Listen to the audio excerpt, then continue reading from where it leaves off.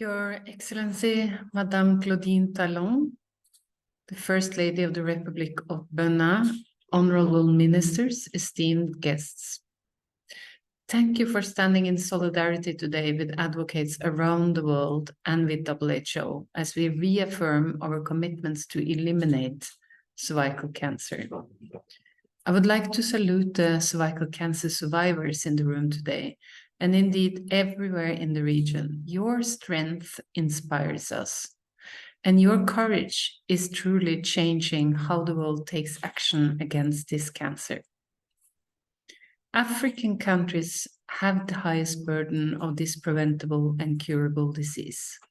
In 2020, in the African region, 100,000 women developed cervical cancer, and about 70,000 of these women died.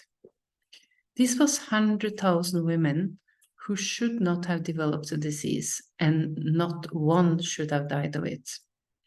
These stark numbers are testament to the inequity in access to vaccination, screening, diagnosis, and treatment. WHO calls to action sounded the alarm that transformed the global response. In 2018, Dr. Tedros harnessed the collective support of champions, governments, and partners to bring the world together around cervical cancer elimination. Soon after, in 2020, the WHO member states formally committed to eliminate cervical cancer with the adoption of the global strategy. The strategy defines a pathway to elimination with clear targets for the year 2030. 90% of girls to be vaccinated, 70% of women to be screened with a high-performance test twice in their lives, and 90% of women with cervical disease to have access to treatment. The following year, the WHO Regional Committee adopted the regional framework for implementation of the global strategy in Africa. I want to commend all the ministers of health in the African region for showing this tremendous leadership. Today's commemoration that the First Lady of Benin has organized underscores the leadership from the country. Let me also assure you of WHO's support. We stand with you in this fight. So how are we going to do this? How are we going to eliminate the first cancer? First, HPV vaccination is a highly effective and efficient way to prevent cervical cancer. We need to accelerate the introduction of the HPV vaccine in all countries and implement WHO recommendation for a 1 or 2 dose vaccine schedule. Second, we need to strengthen capacity for screening, early diagnosis and treatment. We can stop this disease before a precancerous lesion ever becomes cancer.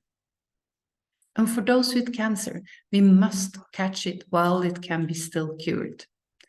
It is fantastic that today's commemoration in Benin includes a screening campaign to achieve these goals.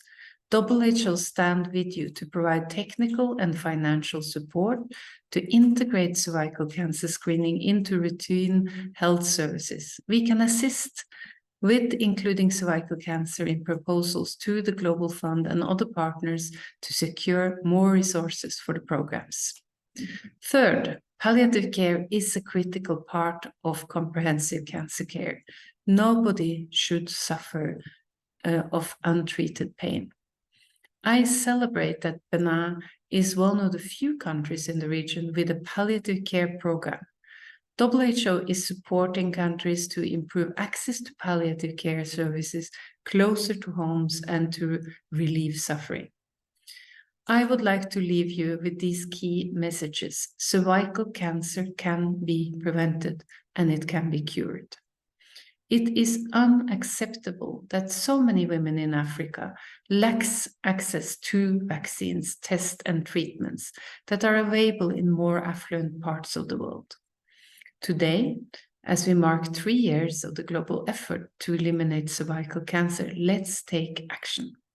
Let's work together to demand prices that are affordable, to secure supplies that are sufficient for everyone, to deliver a package of essential services that is universally available to all women so that nobody dies of a preventable cancer, and to provide a quality of care that honors the dignity of every woman.